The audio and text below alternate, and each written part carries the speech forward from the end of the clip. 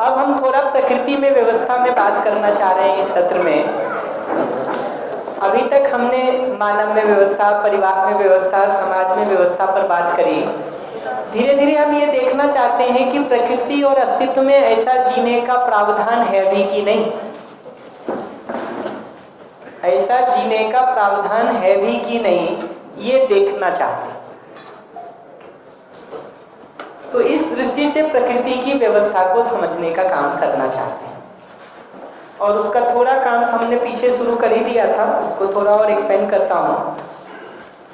प्रकृति कह किसको रहे हैं उसको देखिएगा ना, तो इसमें बहुत सारी चीजें दिखाई देती हैं। धरती दिखाई देती है, मिट्टी दिखाई देती है, पेड़ पौधा दिखता है, गाय है, बकरी है, कुत्ता है, आदमी है, कुर्सी है, टेबल है, लैपटॉप है, प्रोजेक्टर है, चांद है, तारे हैं। ये सब जो एक एक के रूप में हमको दिख रहा है, एक एक के रूप में जो वास्तविकता हमको दिखाई देती है, उसको इकाई नाम दे रहे हैं।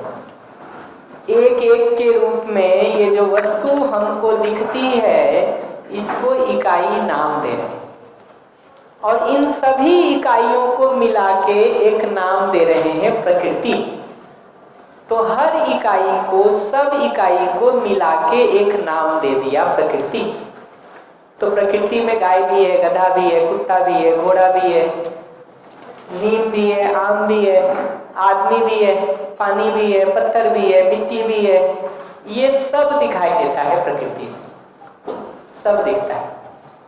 इस पूरी प्रकृति को समझना चाहे ना, तो एक एक के रूप में तो अगर देखने जाए तो अनंत है। कहाँ कहाँ गिनेगा आदमी, किस किस को करेगा। जब इतनी सारी चीजों को एक साथ समझना होता है, तो हम एक एक को जाके नहीं देखते, हम उसको कैटेगरी बनाने का कोशिश करते हैं, ताकि उन कैटेगरी में क्लासिफाई करके समझा जा सकता है, समझा जा सकता है। नहीं तो कितने को गिनेंगे, कहाँ कहाँ हिसाब रखेंगे। तो इसको कैटेगरी बनाने की दृष्टि से 4 अवस्थाओं में इसको बांट के देखने की कोशिश किया गया है। किस आधार पर बांटते हैं, कैटेगरी किस आधार पर बनाते हैं, उसको देखिएगा। तो कोई चीज जो कॉमन दिखाई देती है, उस आधार पर उसको एक कैटेगरी में रख लेते हैं, और जहां अलग अलग दिखता है वहां दूसरी कैटेगरी में डाल देते हैं। तो एक जैसी चीजें जब दिखती हैं तो कैटेगरी एक बना देते हैं। तो आपके पास बहुत सारे टेनिस बॉल हैं, हो सकता है रंग के आधार पर आप कैटेगराइज करें, तो लाल रंग को एक जगह कर देते हैं, पीले को दूसरी जगह कर देते हैं, हरे को तीसरी जगह कर देते हैं। ऐसा ही पूरे नेचर को यहाँ कैटेगराइज किया है इन 4 अवस्थाओं के रूप में, इन 4 ऑर्डर्स के रूप में।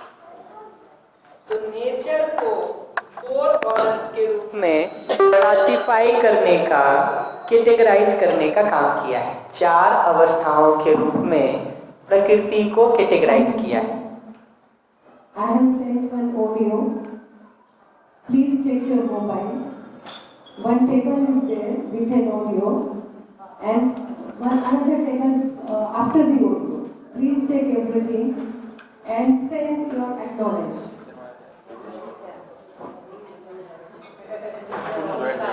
Thank you. I repeat.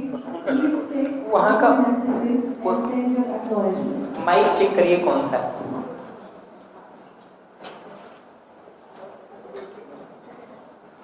और साउंड सिस्टम उनका जो वाला भी हो उसको ऑफ कर देने की जरूरत है।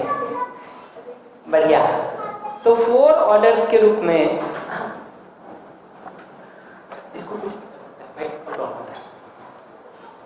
इसको 4 ऑर्डर्स के रूप में कैटेगराइज करने का काम किया गया है। तो जैसा हम टेनिस बॉल को रंग के आधार पर कैटेगराइज किए, वर्गीकृत किए, वैसे यहाँ भी हम करेंगे कि किस बेसिस पे किए हैं। पर आप थोड़ा ध्यान देना शुरू करेंगे तो आपको भी दिखना शुरू हो जाएगा कि एक कैटेगरी में हवा, पानी, मिट्टी, चांद, तारे, ये सब को रखा है। एक दूसरी कैटेगरी है जिसमें सभी पेड़ पौधों को रखा है। तो आम है, नीम है, बेल है, लीची है, करेला है, ठीक है, ये सब एक कैटेगरी है।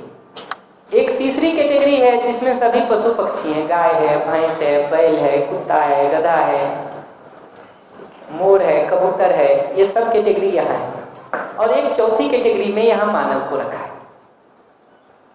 ये 4 कैटेगरी में इसको बांटा है। पीछे उत्पादन में बात करते समय हम ये बात कर चुके हैं कि ये 3 अवस्थाएं एक दूसरे के लिए पूरक है। ये तीनों मानव के लिए भी पूरक है। मानव की भी मूल स्वीकृति इन तीनों का पूरक होने का ही है। समझ के अभाव में जब मानव अपनी जरूरतों को ठीक ठीक नहीं पहचान पाता है, उत्पादन के तरीके को ठीक ठीक नहीं पहचान पाता है, तो अपने लिए भी समस्या का कारण बनता है, दूसरों के लिए भी समस्या का कारण बनता है। तो मानव की स्थिति आज ऐसी हो गई है कि समझ के अभाव में दूसरे मनुष्यों के साथ भी ठीक नहीं जी पाता है, बाकी प्रकृति के साथ भी ठीक नहीं जी पाता। दोनों जगह तकलीफ। दूसरे मानव के साथ जीने में भी तकलीफ है, बाकी प्रकृति के साथ जीने में भी तकलीफ है, समझ के अभाव में। तो पूरे नेचर को जब देखने जाते हैं ना, तो दिखता है कि बाकी प्रकृति तो पहले से व्यवस्थित है आदमी को छोड़ के।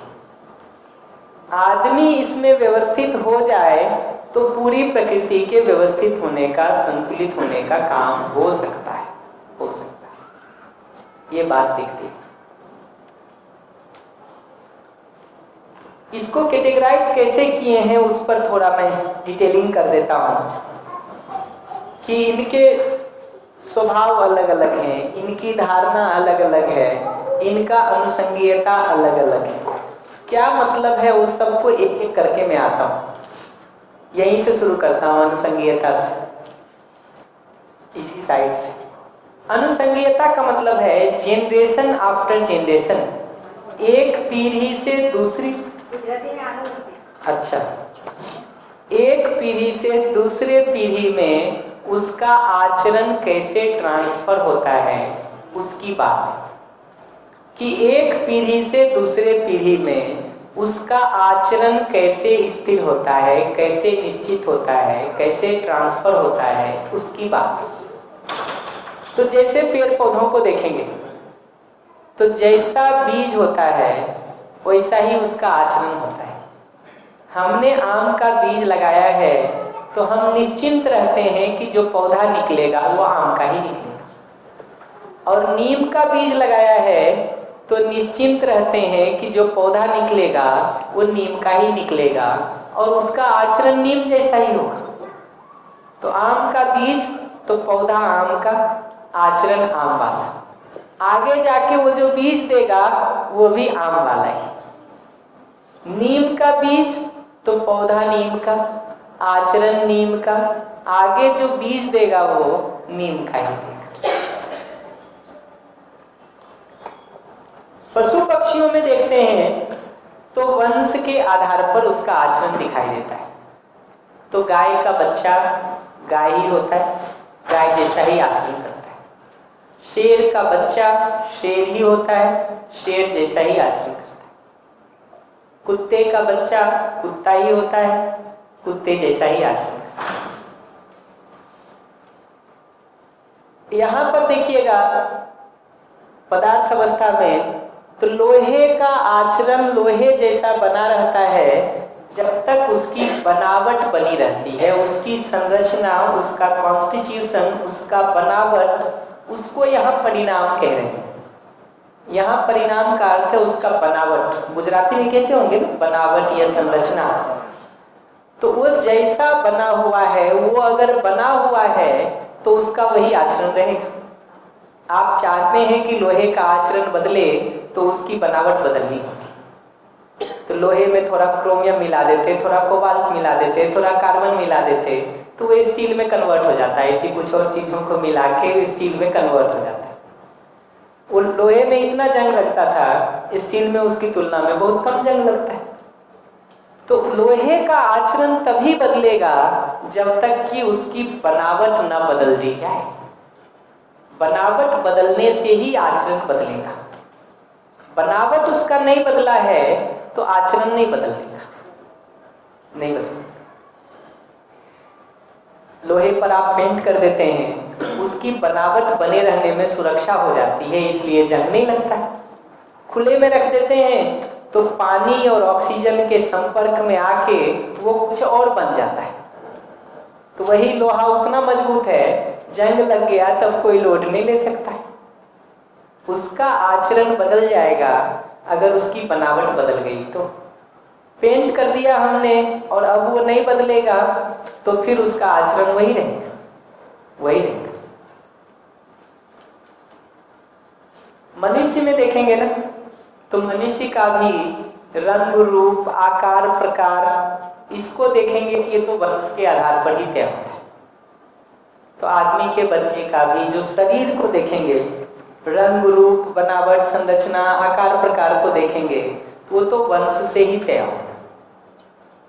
इसीलिए अभी भी अमेरिकन को देखिए, चाइनीज को देखिए, इंडिया के भी अलग अलग पार्ट के लोगों को देखिए, बहुत बार आप उनकी बनावट और संरचना को देख करके, शरीर की बनावट और संरचना को देख के बता सकते हैं कि कौन से एरिया से है, पता चलता है। वंश के आधार पर वो शरीर तय होता है इसलिए। लेकिन मनुष्य के आचरण को देखेंगे ना, तो वो वंश या शरीर से नहीं तय होता है, वो तो शिक्षा संस्कार से तय होता है। जैसा शिक्षा संस्कार उसको बचपन से मिलता है, परिवार से, समाज से, स्कूल कॉलेजेस से, वैसा ही उसका आचरण होता है। तो माँ बाप अंग्रेजी नहीं बोलते, बच्चा फर्राटेदार अंग्रेजी बोलता है। माँ बाप इंजीनियर नहीं हुए, बेटा इंजीनियर हो जाता है। माँ बाप कभी जिंदगी में किसी का चेन नहीं छीने होंगे, बच्चा मोटरसाइकिल पे चढ़ के चेन छीन लेता है। ये सब दिखता है ना, सब दिखता है। तो ये दिखता है कि बच्चे का आचरण, जो अगली पीढ़ी है उसका आचरण तो उसके शिक्षा संस्कार पर निर्भर करता है। जैसा शिक्षा संस्कार मिलेगा वैसा उसका आचरण। और जो शिक्षा संस्कार कह रहे हैं, ये तीनों जगह है, घर परिवार, स्कूल कॉलेजेस और समाज। एक मुख्य बात ये समझने की कि घर परिवार, स्कूल कॉलेज और समाज, ये तीनों जगह की शिक्षा। और दूसरी बात ये कि शिक्षा का मतलब सिर्फ जो हम बोल रहे हैं, कह रहे हैं, वही शिक्षा नहीं है। जो हम कर रहे हैं वो शिक्षा का एक बड़ा भाग है, बड़ा भाग है। तो आप कितना भी बच्चे को कहिए सच बोलो, हम ही उसको झूठ बोलते हुए दिखाई दे रहे हैं, तो शिक्षा तो उसकी झूठ बोलने में हो रही है। हम कितना भी कहें उसको कि नाराज नहीं होते, क्रोध नहीं करते, स्नेह से जीते, लड़ाई नहीं करते, और हम ही लड़ते झगड़ते उसको सुबह से शाम तक दिखाई देते हैं, तो शिक्षा तो उसकी उस आचरण से हो रही है। फिर तो कोई अपवाद विरला होगा जो नहीं प्रभावित होगा खराब आचरण से, लेकिन ज्यादातर की स्थिति को देखिएगा वो तो उधर ही जाएगा। आज का संकट ये है कि बोल दिया चोरी मत करो, और चोरी होती क्या है ये नहीं पता तो क्या पता है चोरी करने। ठीक है, ईमानदारी से जियो, ईमानदारी होती क्या पता ही नहीं तो क्या ईमानदारी। जिन जगहों पे पता नहीं है उसका तो बात ही छोड़ दीजिए। भारत जी ये कह रहे हैं कि जहाँ पे पता ही नहीं है कि ईमानदारी क्या है, वहाँ तो गलती होती ही रहेगी। मैं तो कह रहा हूँ आज का दुर्भाग्य है कि जहाँ पता है कि ईमानदारी क्या है ना, वहाँ भी ठीक नहीं जी रहे। जहाँ नहीं पता है और फिर हो रहा है, वहाँ तो सूचना की जरूरत है, देखने की जरूरत है थोड़ा गहराई और बारीकी से। आज का दुर्भाग्य तो यह है कि जहाँ पता भी है ना, वहाँ भी आदमी बहुत बार नहीं रुक रहा है, नहीं रुक रहा है। तो शिक्षा संस्कार ठीक होने से ही मनुष्य का आचरण ठीक हो सकता है। इसलिए मनुष्य के लिए शिक्षा संस्कार का इतना महत्व है, महत्व है। इस पर मैं लौट के एक बार और आऊंगा। तो ये चारों अवस्था की अब अनुसंगीयता को देख सकते हैं, पीढ़ी दर पीढ़ी आचरण को देख सकते हैं कि उसका तरीका अलग अलग है, इसलिए उसको अलग अलग कैटेगरी में डालें। तो जिन सब का आचरण बीज से तय होता है उसको एक कैटेगरी में डाल दें, जिनका वंश से तय होता है उनको एक कैटेगरी में डाल दें। मनुष्य का वंश से नहीं तय होकर शिक्षा संस्कार से तय होता है तो उसको अलग डाल दिए और उसको नाम दिए ज्ञान अवस्था, क्योंकि मनुष्य का शिक्षा संस्कार पूर्वक समझ या ज्ञान ठीक होने से ही आचरण ठीक हो सकता है। तो जो सत्य प्रकाश भारत जी कह रहे हैं कि भाई अगर समझ ही ठीक नहीं होगी तो जिएगा कैसे ठीक।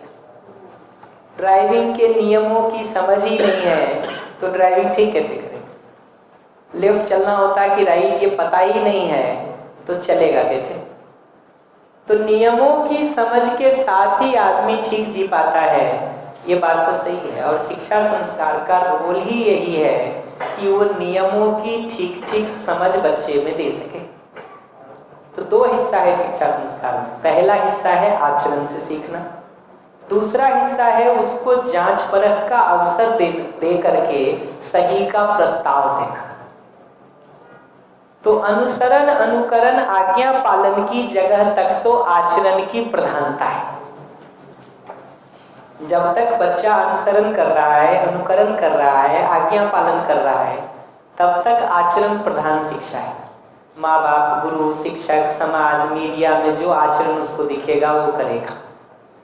जब अनुशासन और स्वानुशासन की बात करते हैं ना, तो वो जगह है जहां बच्चा सवाल पूछना शुरू कर देता है, ये क्यों नहीं, ऐसे क्यों नहीं। ये सवाल पूछना जिस दिन से उसने शुरू कर दिया ना, अब तो उसके साथ तर्क संगत ढंग से चर्चा और संवाद की जरूरत है और उसको जांच परख का अवसर देने की जरूरत है, ताकि वो भी देख सके कि वास्तव में उसके लिए क्या सही है, क्या सही नहीं है। वो जगह है, वहां से शिक्षा संस्कार हो गई तो बात आगे बढ़ जाएगी। तो पहला जगह है शिक्षा संस्कार का, आचरण का ठीक होना हम बड़े लोगों का। दूसरा जगह है कि जब बच्चा सवाल पूछना शुरू करता है, ये क्यों नहीं, ऐसे क्यों नहीं, क्यों और कैसे से जुड़े जब सवालों को उसने पूछना शुरू कर दिया, तो तर्क संगत ढंग से उसको सही की सूचना दे सकें और जांच परख करने के लिए फैसिलिटेट कर सकें, प्रोत्साहित कर सकें, ना कि मनवाएं जबरदस्ती उससे। ये प्रोसेस से चलेंगे तो धीरे धीरे वो अनुशासन से होते हुए स्वानुशासन में पहुंच जाता है। ऐसे ही देखेंगे ना तो ये चारों अवस्थाओं की धारणा में भी फर्क है। धारणा या धर्म शब्द का जो यहाँ प्रयोग किया गया है ना, वो मनुष्य की व्यवस्था, चारों अवस्थाओं की व्यवस्था कैसे बनी रहती है उस बात को लेकर, कि किसी इकाई की व्यवस्था कैसे बनी रहती है।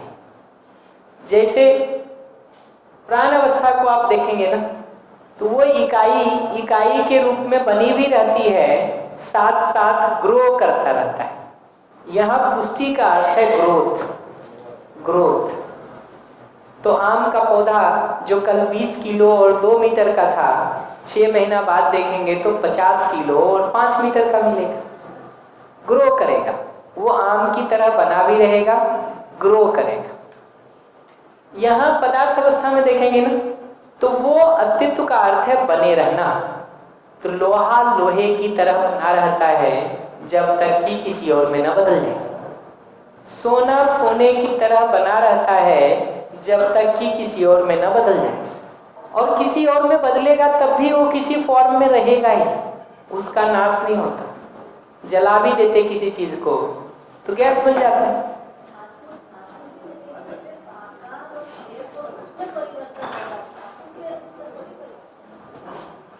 धातु में परिवर्तन इस तरह से होता है कि यूरेनियम को आप देखेंगे तो जिंक में हो सकता है, लेड में बदल जाए। ठीक, आयरन को आप अगर मेहनत करेंगे तो हो सकता है किसी दूसरे फॉर्म में कन्वर्ट हो जाए। धातु भी बदल जाते हैं हाई टेम्परेचर पे, तो हाइड्रोजन हीलियम में बदलने का काम, मैं जनरल मेटल नॉन मेटल सब मिला के कह रहा हूँ अभी, कि हाइड्रोजन का हीलियम बनने का, हीलियम से कार्बन बनने का, नाइट्रोजन बनने का ये काम होता है। इवन हाइड्रोजन ऑक्सीजन मिलके पानी बनाने का काम हो जाता है, पानी बनाने का काम हो जाता है। लोहा पानी और बाकी चीजों के साथ मिलके जंग में बदल जाता है। ऐसा बदलाव को देखेंगे तो वो दिखता है।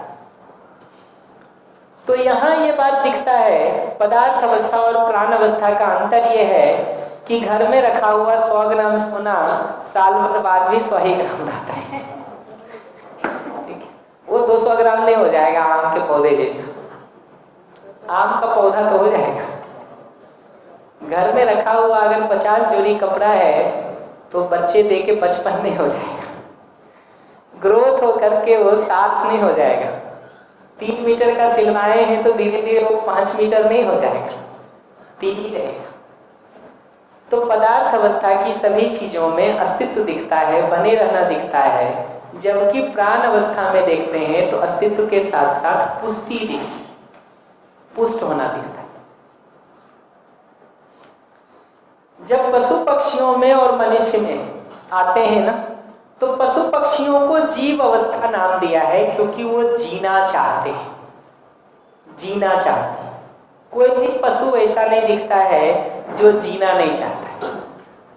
तो गाय को भोजन मिलेगा तो उस तरफ जाएगी, डंडा मिलेगा तो वहां से दूर जाएगी। तो शरीर को बनाए बचाए रखने के अर्थ में जीने की आशा हर पशु पक्षी में दिखाई देती है। हर पशु पक्षी को देखेंगे तो उसमें जीने की आशा दिखाई देती।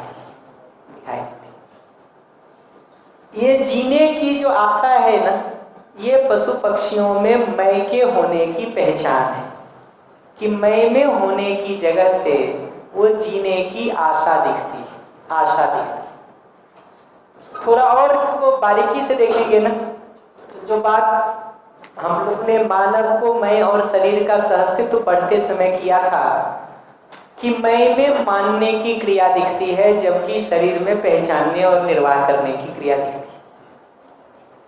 तो यहाँ पेड़ पौधों में देखेंगे ना तो मानने की क्रिया नहीं दिखती। आप अगर आम के पौधे को पानी दे रहे हैं तो ऐसा नहीं होगा कि आप जाएंगे तो वो झुक के फल देगा और हम जाएंगे तो वो ऊपर उठ जाएगा, नहीं होने वाला।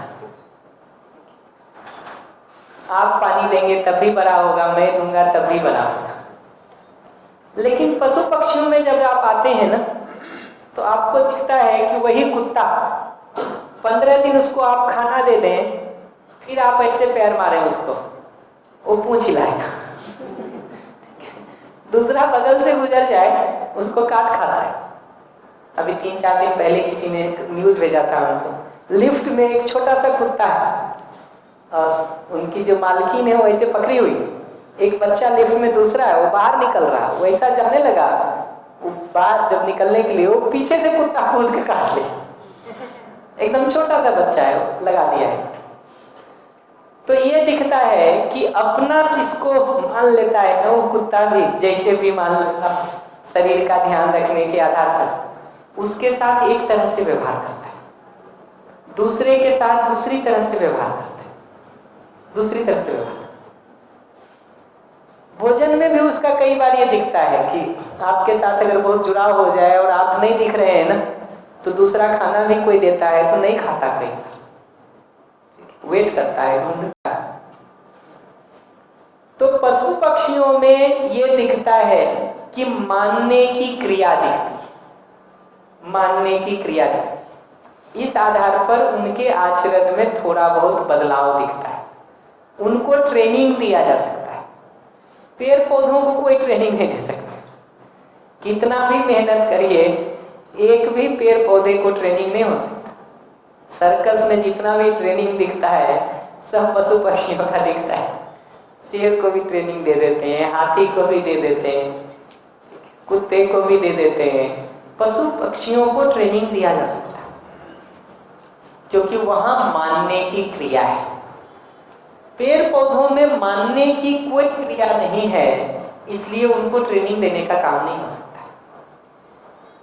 तो पशु पक्षियों के शरीर को भी देखेंगे तो वो भी पैदा होता है, बड़ा होता है, बूढ़ा होता है, मर जाता है, एक पेड़ पौधे की तरह ही कोई फर्क नहीं। मैं में देखिएगा तो जीने की आशा दिखाई देती, वो जीना चाहता है, जीना चाहता है, शरीर को बनाए रखना चाहता है, बचाए रखना चाहता है। इस रूप में जीने की तत्परता दिखती है।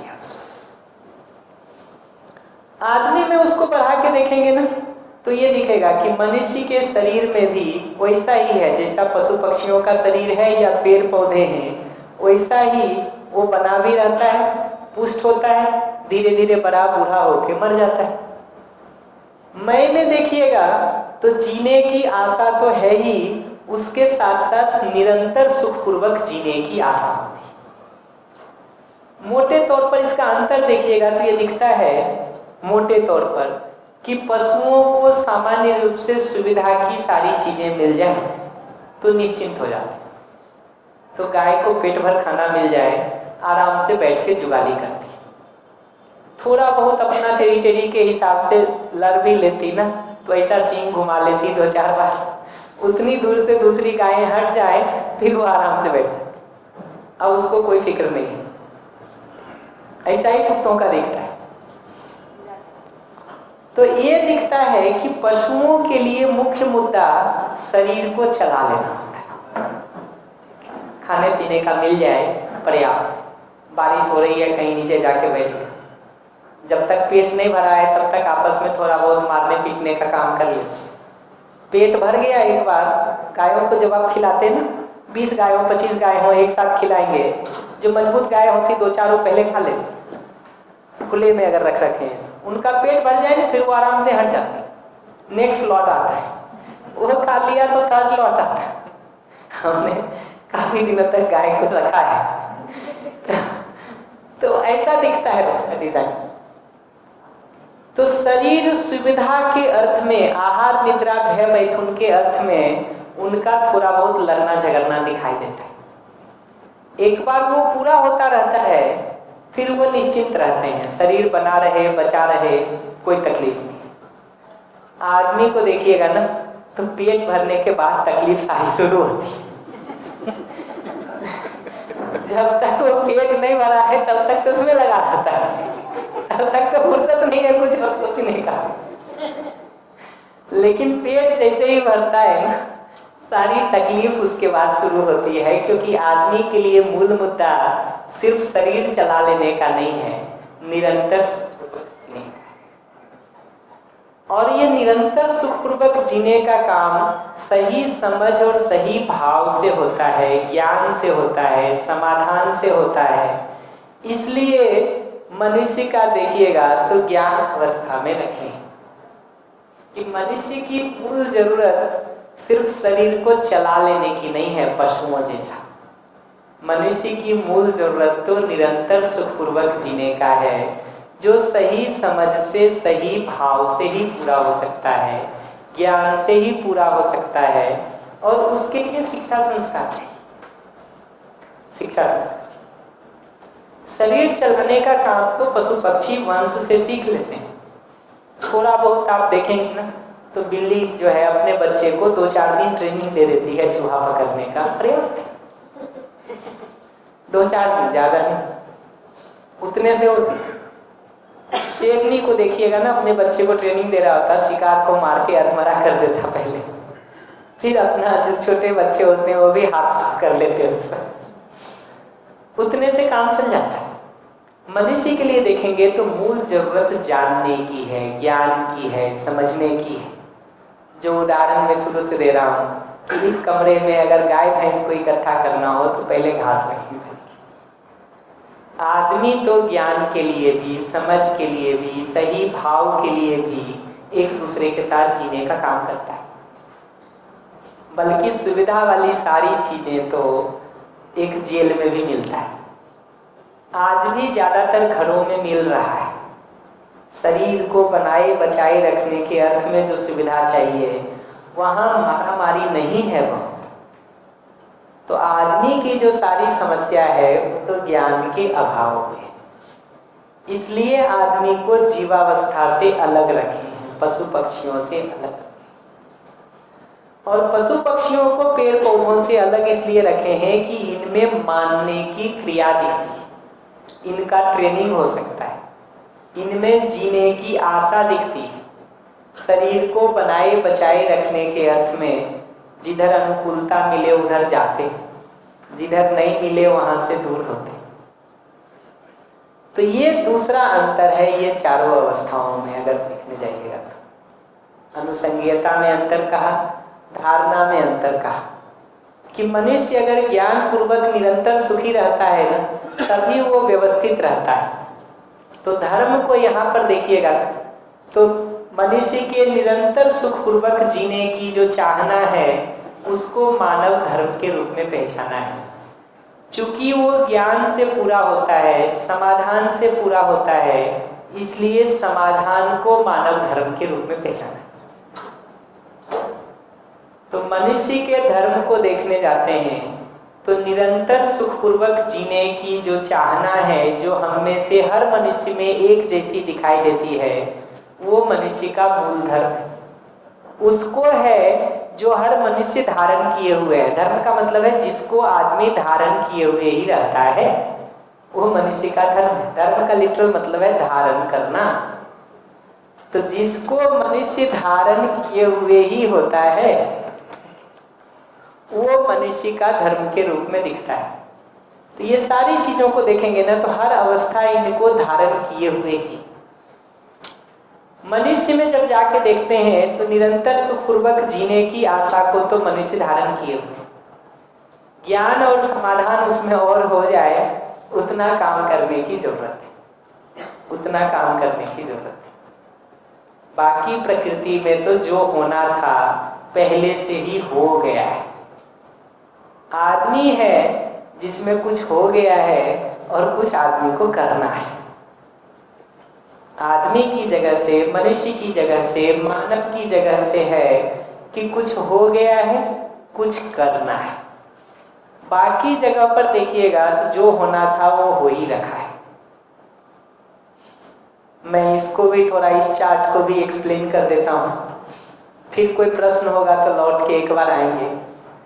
पदार्थ अवस्था की किसी भी चीज में देखिएगा, मिट्टी, धातु, हवा, पानी, ये एक दूसरे के साथ जुड़ते रहते हैं, टूटते रहते हैं। जुड़ते हैं तो मिलके कुछ नया बना लेते हैं, टूटते हैं तब भी कुछ नया बन जाता है। तो यहाँ जोड़ तोड़ की प्रक्रिया से संगठन का मतलब है जुड़ना, विघटन का मतलब है टूट के अलग हो जाना। तो वहां पर तो संगठन विघटन से अलग अलग चीजें बनती रहती। इसमें जितना काम होता है पदार्थ अवस्था में वो इतना ही होता है कि जुड़ता है, टूटता है, जुड़ता है, टूटता है, ऐसा कुछ होता रहता है। प्राण अवस्था में जब लौट के देखते हैं ना तो प्राण अवस्था में संगठन विघटन का काम तो होता ही है, उसके साथ साथ इसमें दो प्रवृत्ति दिखती है। या तो ये पेड़ पौधे पशु शरीर और मानव शरीर को पुष्ट करने के लायक होते हैं, उनको पुष्टि देते हैं, ग्रोथ देते हैं, पशु पक्षियों को, मानव शरीर को स्वस्थ रखने का काम करते हैं। या अगर जहर जैसी चीजें हैं तो बीमार कर देते हैं। तो कुछ पौधे हैं जिनको खा करके मनुष्य का शरीर पुष्ट होता है, कुछ पौधे हैं जिनको खा के मर जाता है। जिनसे पुष्टि मिलती है उनको सारक कहा है। सारक का मतलब है सार देने वाला, मारक का मतलब है मार देने वाला। तो ऐसा दो तरह का पौधा दिखता है, पौधा दिखता है। कुछ होते हैं जो शरीर को पुष्ट करते हैं, कुछ होते हैं जो मार देते हैं। मजे की बात यह है कि पौधों में देखने जाइएगा ना तो हर पौधा किसी न किसी के लिए उपयोगी है। तो जो मनुष्य के लिए धतूरा ठीक नहीं भी है, धतूरा जानते? Thank you. मनुष्य के लिए धतूरा ठीक नहीं भी है, बकरी खा लेती है, बकरी का शरीर उससे पुष्ट होता है, आदमी का बीमार होता है। तो वही चीज किसी के लिए सारक हो सकती है, किसी के लिए मारक हो सकती है, किसी के लिए सारक हो सकती है, किसी के लिए मारक हो सकती है।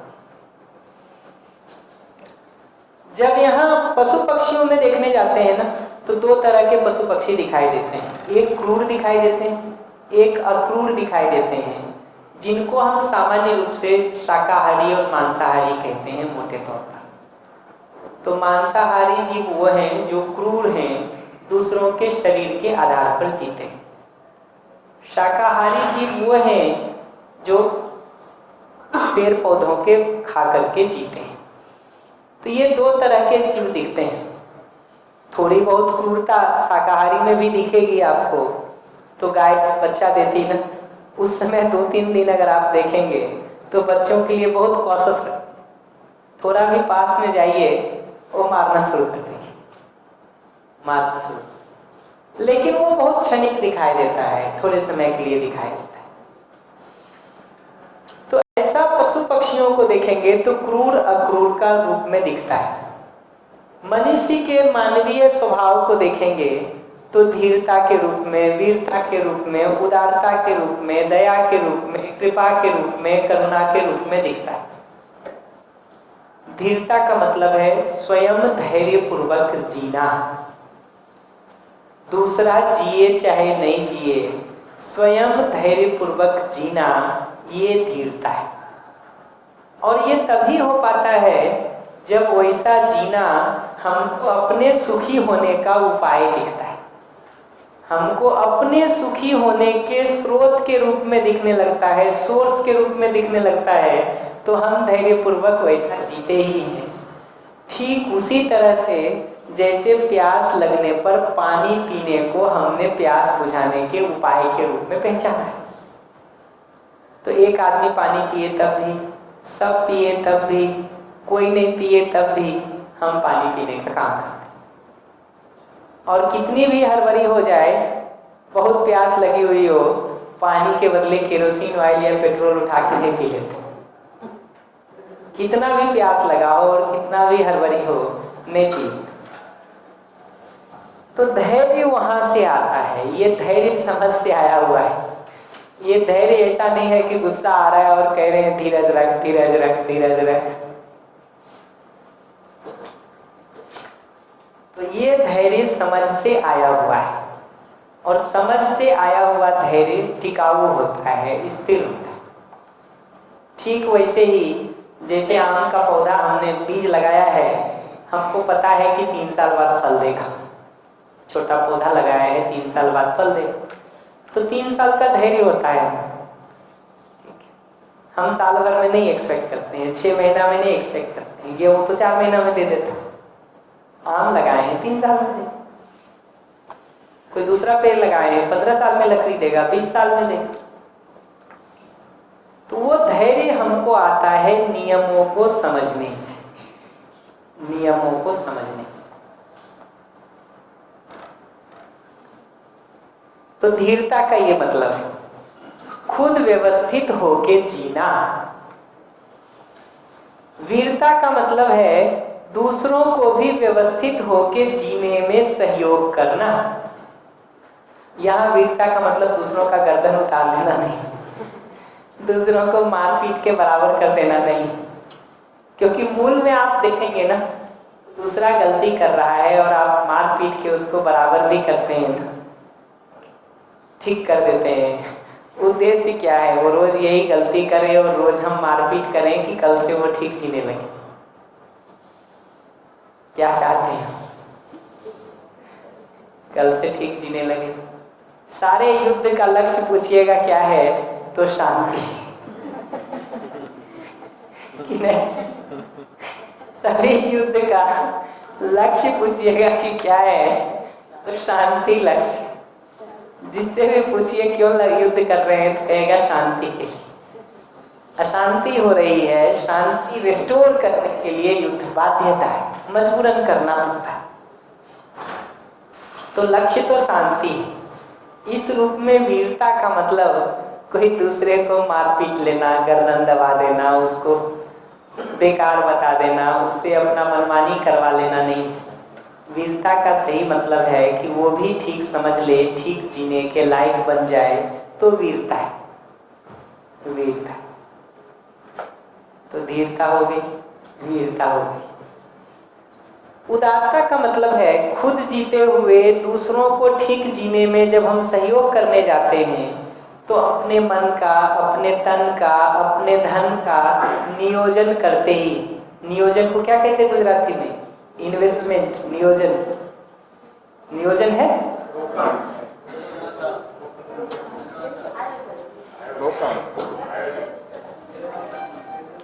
तो मन तन धन को लगाने का काम हम जो करते हैं स्वेच्छा और प्रसन्नता से, उसको उदारता कहते हैं। तो खुद धैर्य पूर्वक जीते हुए मेरे पास मेरी आवश्यकता से अधिक दिखता है, इस रूप में हम अपने मन तन धन का प्रयोग करते हैं दूसरों को सहयोग करने में। ये उदारता है, ये उदारता है। स्वेच्छा और प्रसन्नता से जब हम मन तन धन लगाते हैं ना, तो प्रसन्नता देता है। मार पीट के कोई छीन ले तो तकलीफ देता है, तकलीफ देता है। स्वेच्छा और प्रसन्नता से लगाए तो खुशी देती है, दबाव बस देना पड़े तो तकलीफ देता है, शोषण।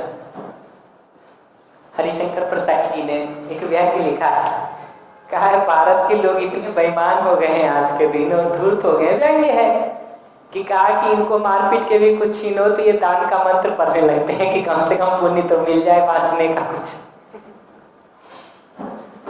तो मनुष्य को देखेंगे ना, तो धीरता में खुद धैर्य पूर्वक जीना, वीरता में दूसरे को धैर्य पूर्वक जीने के योग्य बनाना, उसमें सहयोग करना, और उदारता में खुद ठीक जीते हुए दूसरे का सहयोग करने में अपने मन का, अपने तन का, अपने धन का नियोजन करते हैं। तो ये उदारता है, उदारता है। आप अपने से ही पूछ के देखिए हमारी मूल प्रवृत्ति क्या है, धीरता में जीने की, वीरता में जीने की, उदारता में जीने की, या दीनता, हीनता, क्रूरता, इसमें जीना हमको स्वीकार होता है। रुक के देखा जाए, दीनता का मतलब है भीख मांगना, अपनी जरूरत खुद पूरा नहीं कर सकते हैं, कटोरा लेके दूसरे के सामने खड़ा होना, ये दीनता, दीनता। हीनता है दूसरे से ले लें और दूसरे को पता भी ना चले। तो हीनता का, दीनता तो है मांग रहे हैं दे दो, हीनता है कि आपसे इस तरीके से लेते हैं छल कपट करके कि आपको पता भी न चले, चले भी तो बहुत बाद में जाके चले, वो हीनता है। क्रूरता है बल का प्रयोग करके जबरदस्ती छीन लेने को क्रूरता है। बल का प्रयोग करके जबरदस्ती छीन लेने को क्रूरता है। तो धीरता हो गई, वीरता हो गई। उदारता में जो हम अपने मन तन धन को लगाने जाते हैं ना, तो अगले को अगर किसी वस्तु की कमी है तो वस्तु से सहयोग करने का काम करते हैं, ये दया है। और ये वस्तु सब तरह का मैं भी कह रहा हूं। आपको भोजन नहीं, भूख लगी है, भोजन नहीं है तो भोजन दे देना भी दया है। ठंड लग रही है, कपड़े दे रहे हैं तो दया है। आप समझना चाहते हैं, समझने में सहयोग करने का काम कर रहे हैं, ये भी दया है। आप समझना चाहते हैं, समझने में सहयोग करने का काम कर दे रहे हैं, ये भी दया है। तो दया का मतलब है अगला जो चाहता ही है उसमें सहयोग कर देना, वो ग्रहण करने के लिए तैयार है, सहयोग कर देना दया है, दया है।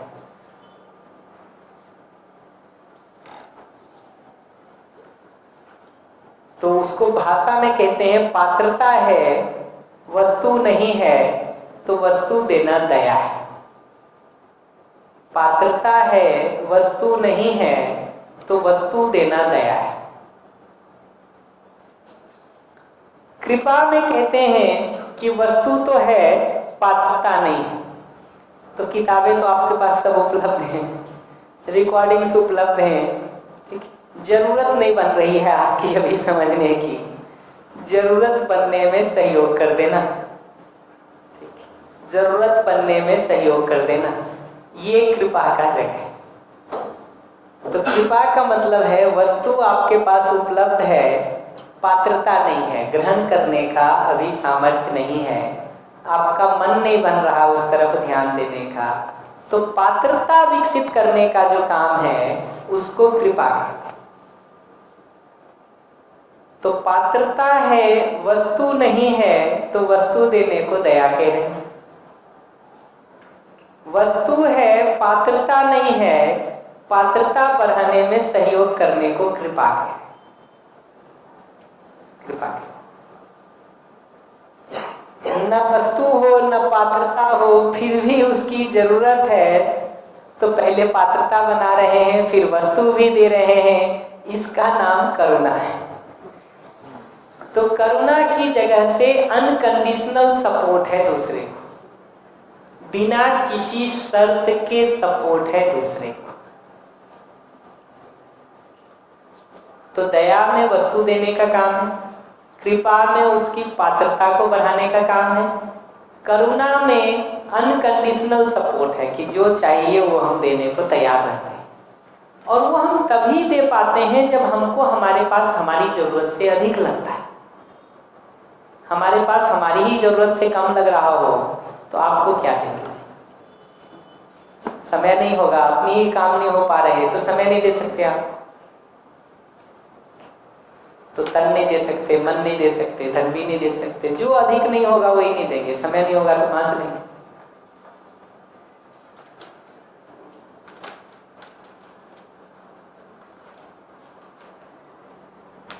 तो ये जो सारा दूसरे को सहयोग करना है ना, कोई अपना घर जला के करने के लिए हम नहीं कह रहे।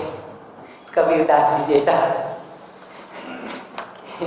कबीरदास जी का एक दुआ है जो कहता है कि जो अपना घर जलाना चाहते हैं हमारे साथ चले। किसी और सेंस में कहा होगा उन्होंने, मैं तो मजाक के सेंस में प्रयोग कर रहा हूँ कि मुद्दा अपना घर जला के दूसरे का सहयोग करने का नहीं है। अपने घर में उजाले के साथ दूसरे के घरों में भी उजाला हो जाए, उसके लिए प्रयास करने की बात है। अपने पास जब अधिकता दिखता है, स्वाभाविक रूप से दूसरों के साथ साझा करने का, बांटने का, देने का हमारा प्रवृत्ति बनता है।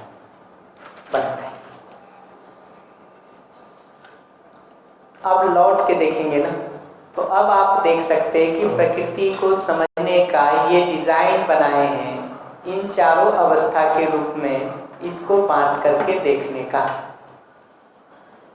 इन चारों अवस्था के रूप में बांट करके देखने का। जी ये एक शेयरिंग है। एक्चुअली ये मेरा 10वां शिविर है और मैंने 9 शिविर किए।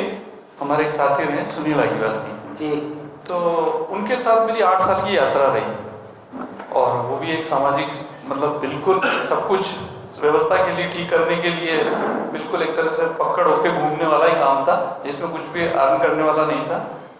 तो उनको मेरा पता था। तो ये जो मैंने 9 शिविर किए, मतलब इससे पहले, तो उन्होंने कभी भी पैसा नहीं, बस तुम आ जा। तो मैं आता रहा। इस बार मैं अपनी इच्छा से आया, उनको बता तो दिया था। तो आते यहाँ पर मेरे को दूसरे दिन ही मेरे दिल में आ गया कि सबसे पहले मुझे आकर जो भी व्यवस्था का जो राशि मांगी है वो मेरे को देनी। मैंने तुरंत वो दे भी दी। और अभी आप जो कह रहे हो उससे मुझे एक और एहसास हो रहा है कि 9 शिविर को भी मैं एक बार एस्टिमेट करके, मतलब जब तक करूंगी तो मुझे ऐसा लग रहा है या तो एक शिविर ही ऑर्गेनाइज करें अपनी तरफ से, या फिर उसको कल कंप्लीट मतलब जोड़ के तो कहीं ना कहीं मुझे देना ही होगा। ऐसा मेरा एक मेरा अंदर से मेरे को ऐसा महसूस हो रहा है। तो मैंने शेयरिंग, तो इसको थोड़ा सा आदमी की मूल प्रवृत्ति को देखेंगे। मैं बहुत एक्सपेंड नहीं करूंगा अभी, इसको समय नहीं है उतना मेरे पास, पर आदमी की मूल प्रवृत्ति को देखेंगे ना, तो आदमी मूल प्रवृत्ति में तो देना ही चाहता है। आदमी की मूल प्रवृत्ति छीनने की नहीं है। वो तो जब उसको अपने जीने का कोई उपाय नहीं दिखता है, या दूसरों से आके इतना तंग हो जाता है, कहता है तुमको भी समझाएंगे जो पीड़ा हम झेले हैं। और जो बदला लेने का जो सारा प्रवृत्ति उठता है ना, वो देखिए कहां से उठता है। 2 में से एक बात होती है, या तो हमारी अपनी ही जरूरतें पूरी नहीं हो रही हैं तो हम दूसरे के लिए कुछ नहीं कर सकते, अपनी जरूरत पूरी नहीं होती तो नहीं करते, या दूसरा कारण ये होता है कि आपसे इतना तंग और पीड़ित हो जाते हैं हम कि किसी जगह पे कहते हैं तुमको तो मजाक चखाएंगे। दूसरे का बदला देखिए ना, आप अपने को पलट के देखिए, कब लेने का सोचते हैं, दूसरे का नुकसान करने का कब माइंडसेट में आता है।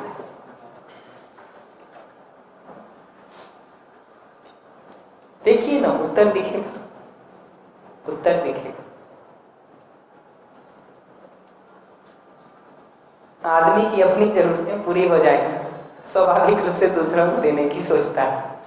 हम लोग नर्मदा यात्रा में थे, एक गुजरात के ही एक सन्यासी थे हमारे साथ। एक जगह एक छोटा बच्चा था, घर में आज 7-8 लोग होंगे हमको लगता है, तो छोटा बच्चा था। उसको हम लोगों के पास यात्रा में उस दौरान यूजली चॉकलेट्स पड़े रहते हैं, तो उसको एक चॉकलेट दिए तो ऐसा ही हाथ में रखा, दूसरा दिए तो फिर एक हाथ में रखा, तीसरा दिए तो एक उठा के और पॉकेट में रखा। ठीक, पहला दिए, दूसरा बोले दे दो, नानी थी उसकी, नानी भी नहीं, नानी की नानी थी, नानी की माँ थी। तो पहला लिया, दूसरा लिया, तीसरा पॉकेट में डाला, चौथा दिए तो फिर जाके सबको बांटना शुरू कर दिया। उसको लगा अब हो गया, बहुत है। फिर उसको एक एक देते गए और सबको बांटा गया। तो अपना जरूरत पूरा हो जाता है ना, तो सामान्य से सामान्य बच्चे की प्रवृत्ति भी देने की होती है। हम लोग बहुत सारे जगह प्रयोग करके देखते रहते हैं बच्चे को, एक बिस्किट का पैकेट दीजिए नहीं देता है, दूसरा दीजिए, तीसरा दीजिए, चौथा। नालायक से नालायक बच्चा भी जिसको कहते हैं ना, वो भी एक समय के बाद आपको दूसरों को बांटता हुआ दिखाई देगा, दिखाई देगा। तो जरूरतें पहचान में आ जाए और उससे अधिक दिखता है तो देना बहुत स्वाभाविक प्रवृत्ति है। वो तो जब लगता है कि अपना ही नहीं पूरा हो रहा है तो कहां से देंगे दूसरे को। शेयरिंग खत्म होता है इस कारण से, इस कारण से।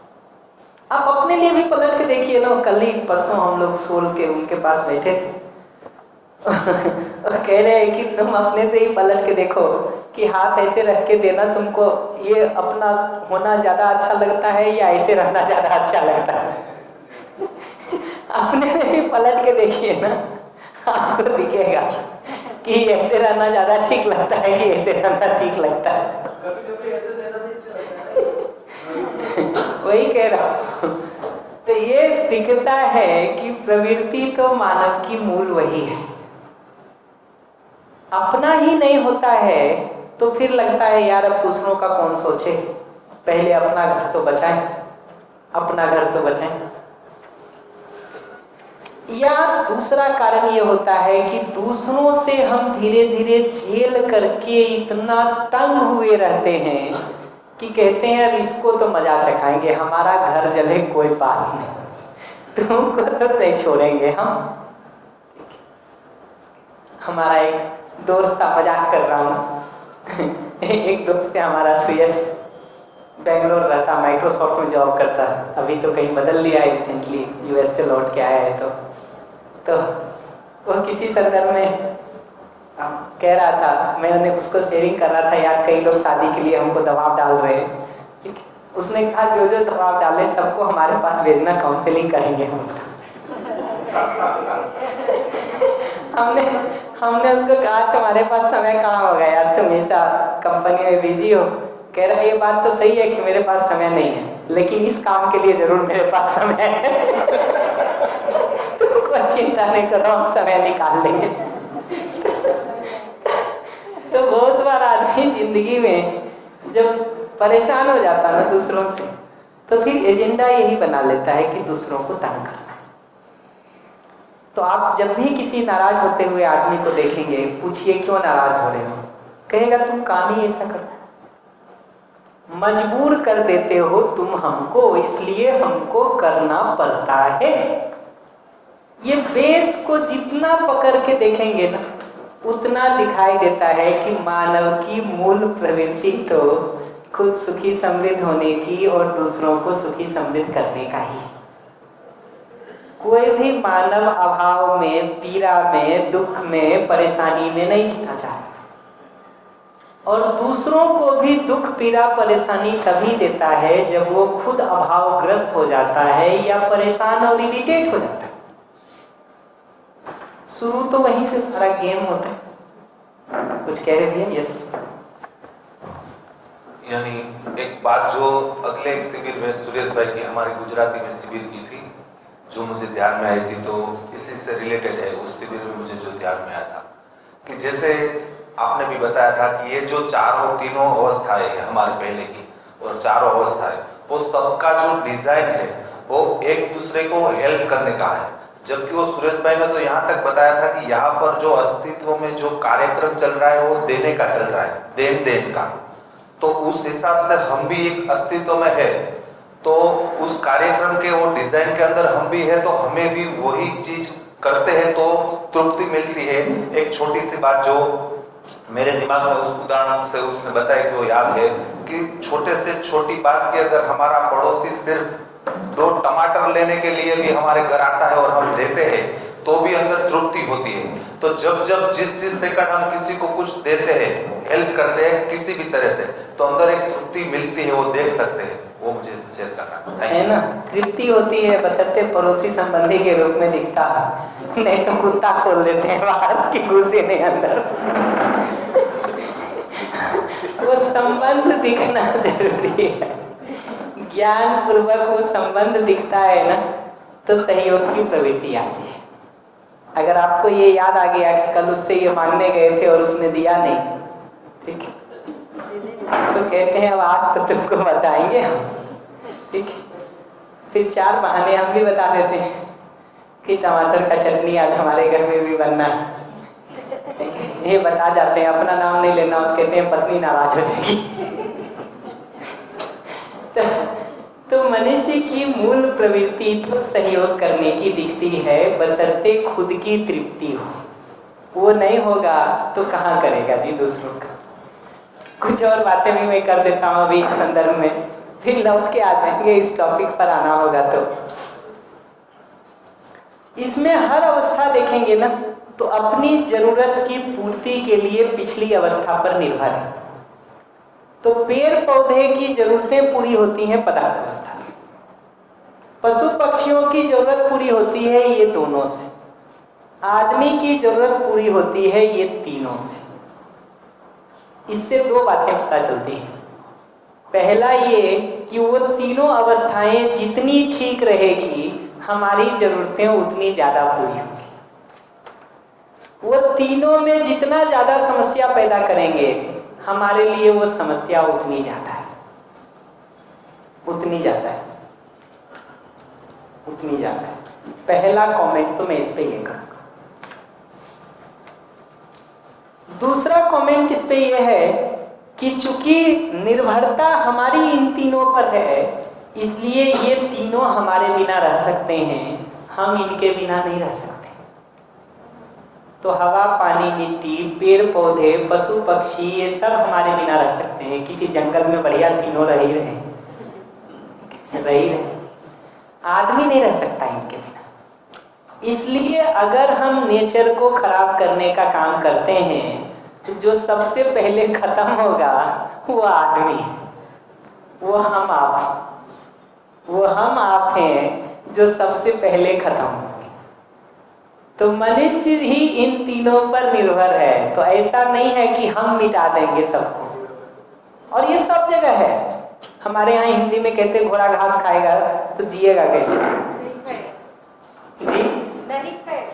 कभी रुक के देखना चाहिए कि अस्तित्व में अगर खत्म भी होगा पहले, तो पहले घोड़ा खत्म होगा कि पहले घास खत्म होगा। देखना चाहिए थोड़ा सोच के, आपको दिखेगा। घास खत्म होना इतना आसान नहीं है। डिजाइन ही नेचर की उस तरह की है, डिजाइन ही उस तरह की कि कभी भी जाएगा तो बाद की अवस्था जाएगी। और ये पशु पक्षियों के होने से कोई पेड़ पौधे खत्म नहीं हो जाते, बल्कि लोगों ने इस पर बहुत प्रयोग करके देखे कि पशु पक्षियों के बिना पेड़ पौधों की क्या हालत होती है और पशु पक्षियों के साथ क्या होती है। रिसर्च सारे यही बताते हैं कि पशु पक्षियों के साथ ही पेड़ पौधों का रहना ठीक होता है। बहुत सारे रोगों से उनको सुरक्षा मिल जाती है, फलों की क्वालिटी इंप्रूव होती है, रोगों से रक्षा होती है। तो खा के खत्म कर देने वाला डिजाइन है नहीं नेचर का, है नहीं। आदमी भी अगर सोचेगा कि इनको बर्बाद कर देंगे, तो सबसे पहले वो खुद खत्म होगा इस धरती से। ये पहचानना जरूरी है, ये पहचानना जरूरी है। और आखिरी बात जो इसके संदर्भ में मुझे कहनी है वो ये कि चूंकि पिछली अवस्था से जरूरतें पूरी होती हैं, तो कहीं भी आप देखिए तो पिछली, हमारे यहाँ पिछली कहते हैं पहले वाले को कि ये पिछली अवस्था जो है वो ज्यादा है बाद वाले की तुलना में। तो पदार्थ अवस्था बहुत ज्यादा है प्राण अवस्था की तुलना। प्राण अवस्था की जरूरतें, पेड़ पौधों की जरूरतें पदार्थ अवस्था से पूरी होनी है तो बहुत ज्यादा है। पशु पक्षी की जरूरत पूरी होनी है वो दोनों से, तो वो दोनों बहुत ज्यादा है पशु पक्षियों की तुलना में। पशु पक्षियों की तुलना में पेड़ पौधे बहुत ज्यादा है, हवा पानी मिट्टी बहुत ज्यादा है। इसी तरह से आदमी की तुलना में ये तीनों को देखने जाएंगे तो बहुत ज्यादा है। एबंडेंस है नेचर में, अभाव नहीं है। एबंडेंस है, प्रचुरता है, पर्याप्त है। समझ के बिना जब देखने जाते हैं तो फिर क्या में तृप्ति मिलेगी, 100 करोड़ में कि 1000 करोड़ में कि लाख करोड़ में, पता नहीं चलता है। थोड़ा आंख खोल के आदमी देखे ना तो दिखाई देता है कि इतनी बड़ी प्रकृति में, ठीक, उसकी हैसियत बहुत ज्यादा नहीं है। नहीं, वो हमारे यहाँ एक जोक सुनाते कि एक राजा एक बार मरे तो गए यमराज के यहाँ, तो चित्रगुप्त ने पूछा कौन हो तुम, तो बड़े अकड़ से बताया जो भी बताया होगा उसने। तो उसने कहा अच्छा ठहरो ठहरो, उनको समझ में नहीं आता। उसने मानचित्र खोला पूरे गैलेक्सी का और कहा कि पहले ये बताओ कि कौन से सोलर सिस्टम से हो तुम, तब तो हम इसमें लोकेट करें कि कहाँ हो। तो कहते एक सोलर सिस्टम लोकेट किया, फिर ढूंढा कि अच्छा इसमें से कौन सा वाला ग्रह है वो बताओ पहले। तो वो ग्रह आया। अगर आप पूरे उस मानचित्र में देखेंगे ना तो ग्रह ही एक बिंदु के रूप में दिखता है, ठीक। अब उसमें तुम्हारा राज्य तो ढूंढना भी मुश्किल है जी। लगता है कि हम बड़े तिस्मार खा हो गए, हम बड़े पहाड़ तोड़ दिए हैं। लौट के देखेंगे ना तो ये दिखता है कि मनुष्य तो इस अस्तित्व में बहुत थोड़ा है, थोड़ा है। समझ के साथ जिए तो जीने के लिए बहुत है, पर्याप्त है। समझ के बिना जब जीने जाते हैं तो कठिनाई है। मैं 2013-14 में, आज 11 साल पहले, यूएन का एक डेटा देख रहा था जो ये बता रहा था कि पूरे साल में कितना गेहूं अनाज के रूप में खराब हो रहा है। गेहूं और चावल का डेटा था जो खराब हो जा रहा है, चूहे खाने से हो जा रहा हो, बारिश से हो जा रहा हो। अगर वो डेटा को भी देखिएगा ना तो वो संसार में 700-800 करोड़ लोगों के खाने से ज्यादा है, ज्यादा है जो खराब हो जा रहा है वो डेटा। आज तो स्थिति ये हो गई है कि बहुत सारा प्रोडक्शन करके समुद्र में फेंकने की हालत आ गई। ये जो ट्रांसफर करके इतना अनाज खिलाया जा रहा है ना आज के दिन, 30 किलो 25 किलो 40 किलो, उसका एक कारण होगा कि गवर्नमेंट आम आदमी का सोचती होगी, मैं उसको मना नहीं करता हूँ, पर उसका एक कारण ये भी है कि उसको स्टोर करने का जगह नहीं है हमारे पास। स्टोर करने का जगह नहीं है, प्रोडक्शन इतना अधिक हो रखा है आज के, कम से कम मूलभूत जरूरतों का। तो आज अगर आदमी कोई भूखा मर भी रहा है ना तो समस्या उत्पादन की नहीं है, प्रोडक्शन की नहीं है, समस्या विनिमय की है, वितरण की है, एक्सचेंज के सिस्टम की समस्या उत्पादन की नहीं। तो अगर कहीं भूखमरी दिख भी रहा है अगर, तो उसका कारण उत्पादन में कमी नहीं है, उसका कारण वहां से वहां तक पहुंचने का जो प्रोसेस है उस प्रोसेस में कमी है। उसको रिफाइन करने की जरूरत है, रिव्यू करने की जरूरत है, ठीक करने की जरूरत है। सोचा जाए, इस पर विचार किया जाए। कोई भी इस पर अर्जेंट प्रश्न हो तो बताइए, हम एक बार इसको रिस्पॉन्ड करेंगे नेक्स्ट टॉपिक पर जाने के पहले। माइक दे दीजिएगा इधर प्लीज।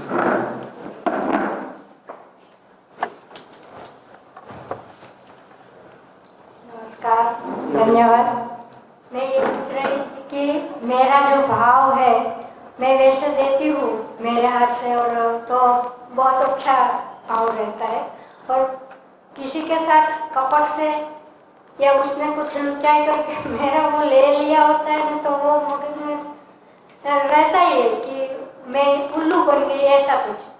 तो वो ठीक है कि वो कुदरत का नियम है, तो वो वैसे ले गया, ऐसा समझना ठीक है, मुझे पता नहीं चलता। मुझे दो बातें लगती हैं।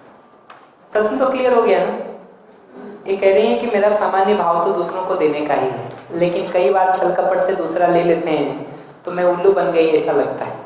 मुझे तो लगता है जो उल्लू होता है वही दूसरों का लेने की सोचता है। तो मैं तो दो चीजें देखता हूँ।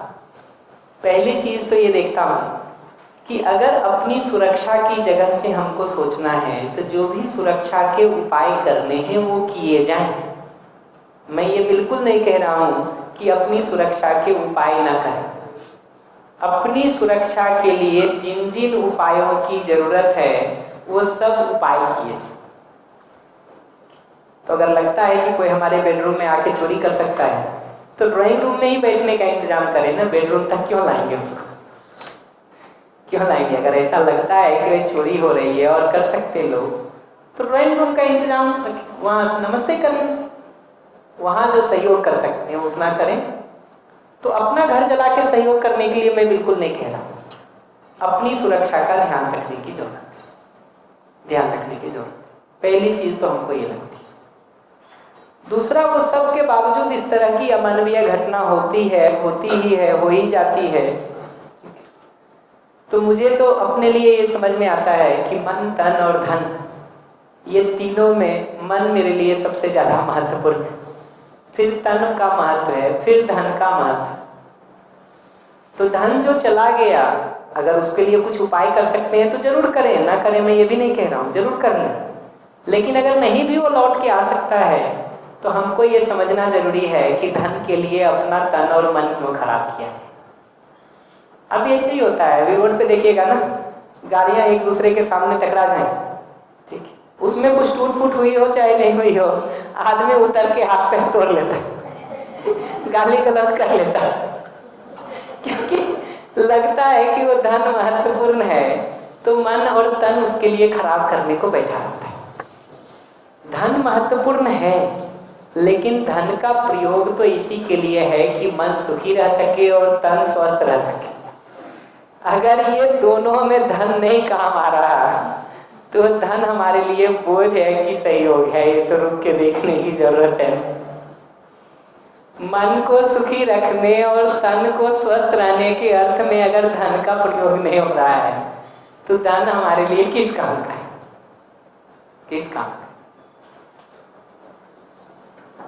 प्रायोरिटी में जब सिर्फ वही धन दिखता है ना तो तकलीफ का कारण बन जाता है।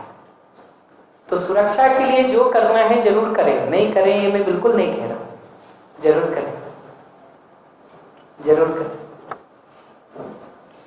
लेकिन अगर वो जा ही रहा है तो फिर ये समझना जरूरी है कि मन उससे ज्यादा महत्वपूर्ण है, तन उससे ज्यादा महत्वपूर्ण है। धन इसी दोनों के लिए, इसी दोनों। कोई और बात तो नहीं? मैं एक बार रुक के स्टॉक टेकिंग कर लेना चाहता हूँ। इस पर कोई भी प्रश्न हो तो मैं एक बार उसको रिस्पॉन्ड करके फिर बढ़ता हूँ।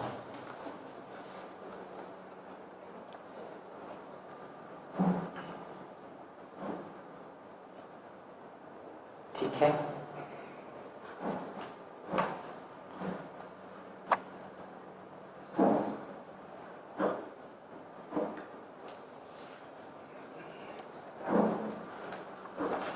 मैं इस चार्ट पर थोड़ी बात कर देता हूँ। इस साइड को अभी छोड़ दीजिएगा, बस यहाँ से शुरू करता हूँ कि अब अगर पूरी इकाइयों को देखेंगे, प्रकृति को देखेंगे ना, तो ये चार अवस्थाएं दिखती हैं।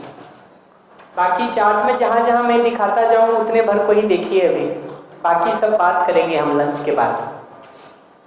ये इकाइयों को देखेंगे, प्रकृति को देखेंगे तो ये चार अवस्था में दिखता है: पदार्थ अवस्था, प्राण अवस्था, जीव अवस्था और मनुष्य या ज्ञान अवस्था। ये चार ऑर्डर के रूप में हमने देखा। इसमें से पदार्थ अवस्था को देखेंगे तो इसका सबसे छोटा इकाई परमाणु के रूप में दिखता है, एटम के रूप में, परमाणु के रूप में दिखता है, परमाणु के रूप में दिखता है। प्रिंट आउट मिल जाएगा जिनको भी चाहिए, तो पूरा चार्ट लिखने की आपको बिल्कुल जरूरत नहीं है, जिनको भी चाहिए प्रिंट मिल जाएगा।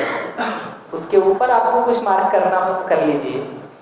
तो पदार्थ अवस्था की सबसे छोटी इकाई परमाणु दिखती है। ये परमाणु एक दूसरे के साथ मिलकर के अणु बनाते हैं, मॉलिक्यूल बनाते हैं। एटम से मॉलिक्यूल बनता है, परमाणु से अणु बनते हैं। ये अणु आगे एक दूसरे से जुड़ते हैं तो बड़ी बड़ी रचनाएं बनती हैं, जिसको अणुरचना कह रहे हैं। ये सभी रचना पदार्थ अवस्था की ऐसे ही बनी है। परमाणु है, मिल करके अणु बना है, फिर ये कई सारे अणु इकट्ठा होकर के अणुरचना बनते हैं, जो दो फॉर्म में दिखता है, बड़े बड़े ग्रहों के रूप में, पिंड्स के रूप में, लम्प्स के रूप में। जो सबसे बड़ा देखिएगा तो एक ग्रह है, धरती हो कि सूरज हो कि चांद हो कि तारे हो, ये सब पिंड के रूप में दिखता है। इसी का एक हिस्सा रस के रूप में दिखता है, चाहे वो पानी हो, चाहे अम्ल हो, चाहे क्षार हो। रस का मतलब है वो चीज जिसको प्राण कोशिकाएं या पेड़ पौधे भोजन के रूप में प्रयोग करते हैं। तो पौधे की जड़ें इनमें से कुछ खास चीजों को अपने में एब्जॉर्ब करने का, ग्रहण करने का काम करती हैं, जिनको रस कहते हैं। रस कहते हैं, ये इनका भोजन बन जाता है, भोजन बन जाता है। पदार्थ अवस्था की किसी भी इकाई को देखिए, उसका संसार इतना ही है, इतना ही। प्राण अवस्था की किसी भी इकाई को देखेंगे तो एक सेल से शुरू होता है, प्राण कोशिका जिसको कहते हैं, सेल, प्राण कोशिका जो सबसे छोटी इकाई है उसकी। वो आगे मिलते हैं तो टिश्यूज बनते हैं, ऊतक बनते हैं, आगे और बढ़ते हैं तो अलग अलग अंग बनते हैं। ऐसा ये आगे बढ़ते हैं ना, तो वृक्ष का, लताओं का, झाड़ियों का, पेड़ पौधों के बनने का काम होता है। प्राण अवस्था की ही आगे रचना को देखेंगे तो पशुओं के शरीर के रूप में और मानव के शरीर के रूप में दिखता है। ये सब का लक्षण एक जैसा है, पैदा होना, बड़ा होना, बूढ़ा होना, मर जाना।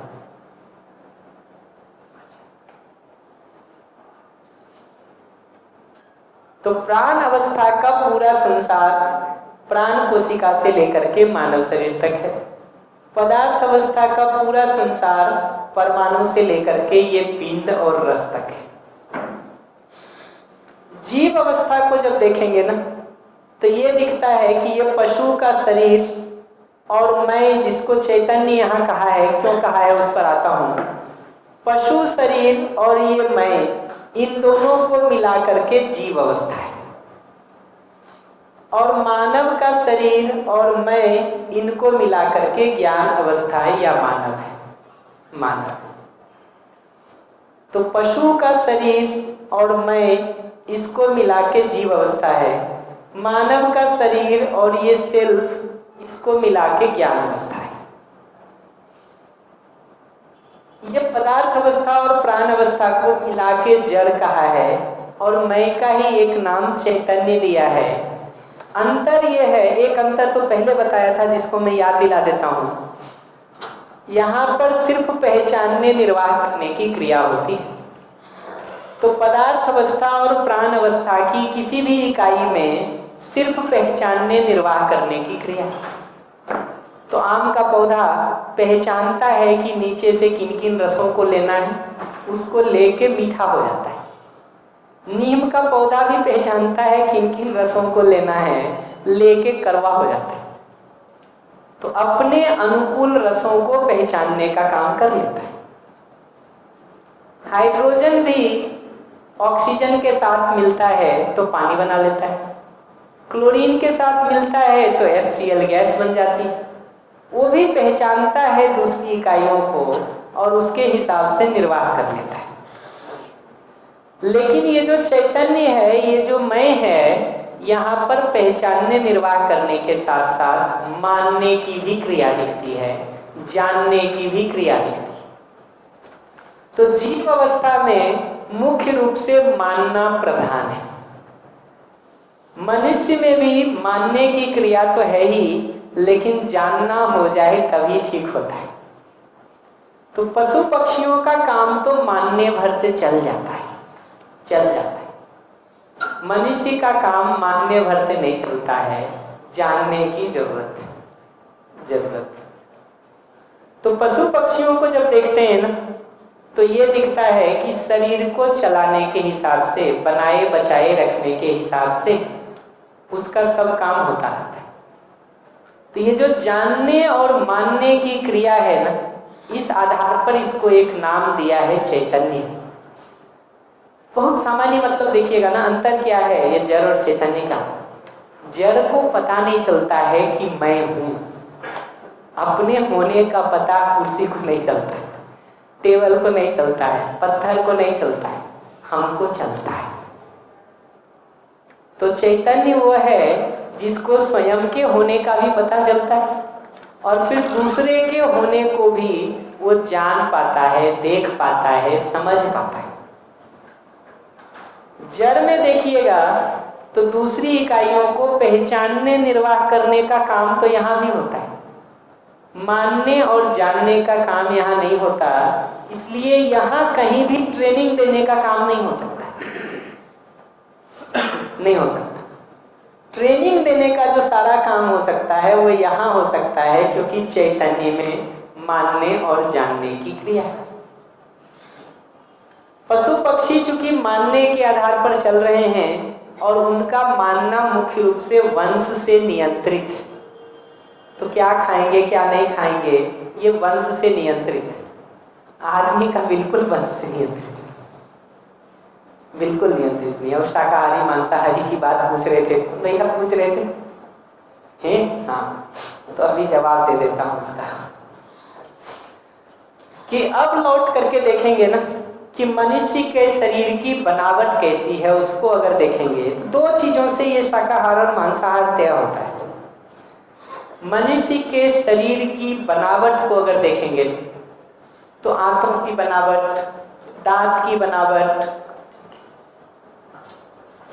नाखून की संरचना, ये सब को देखेंगे तो सामान्यतः शाकाहारी जीवों से मिलता हुआ दिखाई देता है। अगर उस बनावट को देखने जाएंगे, आंत की जो बनावट है, दांत की जो बनावट है, नाखून की जो बनावट है, ये सब शाकाहारी जीवों से मिलता जुलता दिखाई देता है। तो मांसाहारी जीवों को देखेंगे, ये जो दांत किनारे वाले होते हैं, केनाइन होते शायद, अगर मुझे ठीक पता है तो। क्यों जी, बायोलॉजी वाले बताएंगे ना। तो केनाइन जो है वो बहुत लंबा होता है, तीखा होता है। ऐसे ही उनके पंजे और नाखून की बनावट को देखेंगे तो भिन्न दिखाई देंगे। ऐसे ही शाकाहारी और मांसाहारी जीव के पानी पीने का ढंग अलग अलग है। शाकाहारी जीव जितने भी होते हैं ना, वो सामान्यतः होठ से पानी पीते हैं।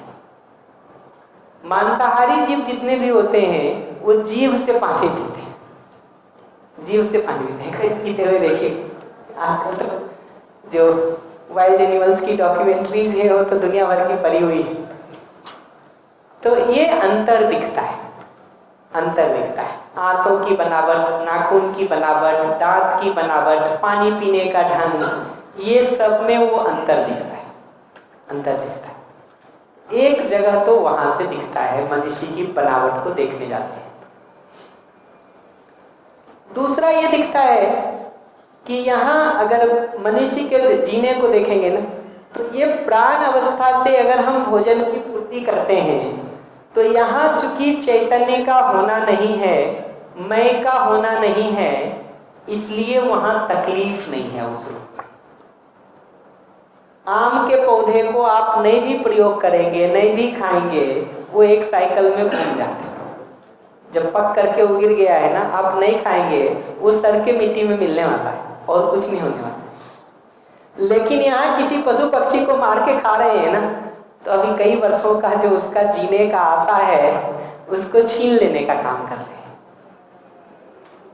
और हमारा कोई रिकमेंडेशन और सजेशन नहीं है। आपने प्रश्न पूछा है तो हम उसके संदर्भ में जो पर्सपेक्टिव है बस वो बताने का काम करते रहो कि अगर यहाँ देखेंगे ना तो ये दिखता है कि जीवावस्था में जीने की आशा है, अपने शरीर को बनाए बचाए रखने की प्रवृत्ति है।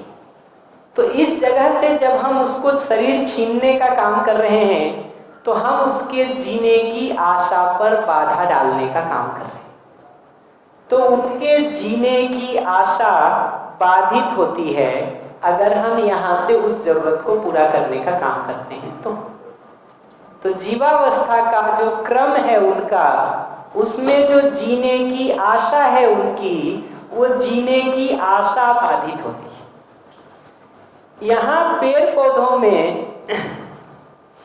चूंकि वो जीने की आशा नहीं है, इसलिए यहाँ से जब हम भोजन की जरूरत को पूरा करते हैं तो तकलीफ नहीं है। यहाँ से भोजन की जरूरत को पूरा करने जाते हैं तो जीने की आशा बाधित होती है। इसी को चौथी भाषा में कहूं तो यहाँ ग्रोथ सामान्य रूप से पुष्टि हो ही रहा है। ये जो ग्रोथ यहाँ पर होता है, पुष्टि यहाँ पर होता है, तो जिन चीजों की हमको बार बार जरूरत पड़ती है उसको तो पेड़ पौधों से इंश्योर करने की जरूरत है। जो चीजें वन टाइम चाहिए, एक बार बना लिए अब चलेगा, घर जैसी जरूरतें, उसमें तो पदार्थ अवस्था का भी बहुत रोल प्ले कर सकते। लेकिन जो चीजें बार बार चाहिए उसको तो प्राण अवस्था से इंश्योर करने की जरूरत है, क्योंकि वहां पुष्टि हो रही है, ग्रोथ स्वाभाविक रूप से हो ही रहा है। और ये डिजाइन ग्रोथ का ऐसा है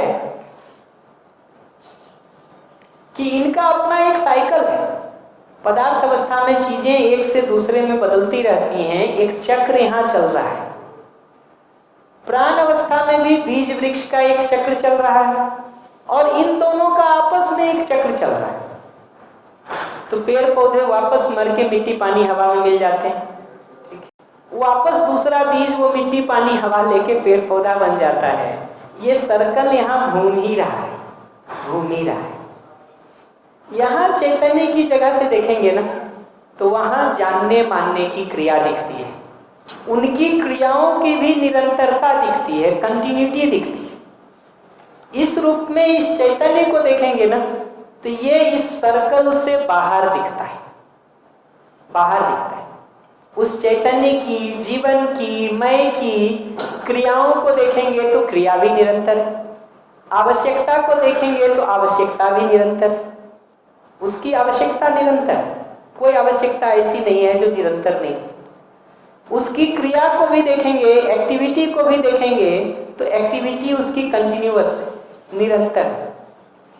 इसकी एक्टिविटी को देखेंगे चैतन्य की तो वो शरीर पर निर्भर नहीं करता है। तो शरीर काला हो कि गोरा हो, सम्मान की जरूरत एक जैसी, शरीर लंबा हो कि छोटा हो, स्नेह की जरूरत एक जैसी, शरीर 3 फीट का हो कि 5 फीट का हो, बिहार का हो कि बंगाल का हो, सुख की जरूरत एक जैसी, शरीर नेपाल का हो कि भूटान का हो कि पाकिस्तान का हो कि अमेरिका का हो, ये सब के बावजूद सुखी होने की चाहना, ज्ञान और समाधान से सुखी होने का बात सबके लिए एक जैसा है।